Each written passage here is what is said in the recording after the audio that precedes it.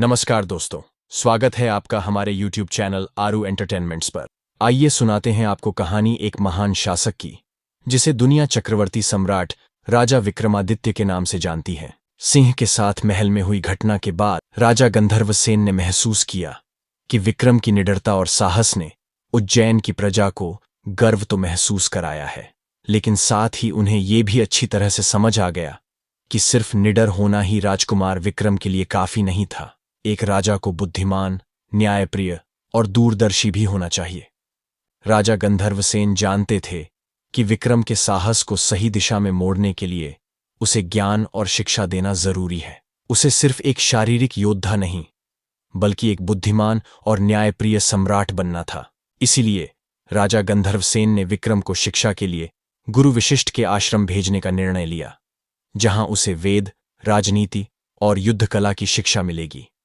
उस दिन सुबह सुबह विक्रम अपनी छोटी सी बग्घी में बैठा और महल से बाहर जाने के लिए तैयार हो गया।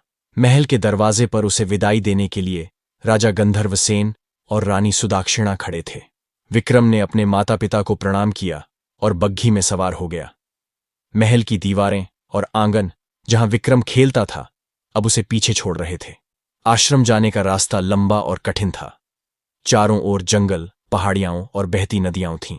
जब वे जंगल से गुजर रहे थे, विक्रम ने देखा कि रास्ता बहुत संकुचित और खतरनाक होता जा रहा था। रास्ते में बड़े बड़े पत्थर और उबड़-खाबड़ रास्ते थे, जिन्हें पार करना कोई आसान काम नहीं था। लेकिन विक्रम की आंखों में डर की कोई झलक नहीं थी। उसकी हर चाल, हर कदम में एक निडरता और आत्मविश्वास था। विक्रम की यात्रा अब एक नई दिशा में जा रही थी। एक दिन जब चलते चलते वे पहाड़ी के शीर्ष पर पहुंचे, तो उन्होंने देखा कि नीचे एक सुंदर और शांतिपूर्ण आश्रम था।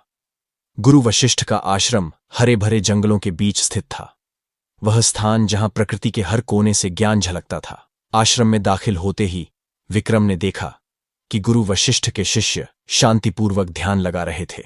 हर कोई गहरे अध्ययन में डूबा था, जैसे वे जीवन के गहरे रहस्यों को समझने का प्रयास कर रहे हों। विक्रम को आश्रम के भीतर दाखिल होते ही गुरु वशिष्ठ की उपस्थिति का एहसास हुआ। विक्रम ने गुरु वशिष्ठ को प्रणाम किया। गुरु वशिष्ठ ने विक्रम की आंखों में देखकर कहा, तुम्हारी आंखों में साहस है, लेकिन केवल साहस से राजा नहीं बना जा सकता। तुम्हें धर्म, नीति और राजनीति का गहरा ज्ञान प्राप्त करना होगा। तुम्हारा शरीर बलवान है, लेकिन मन को भी बलवान बनाना होगा।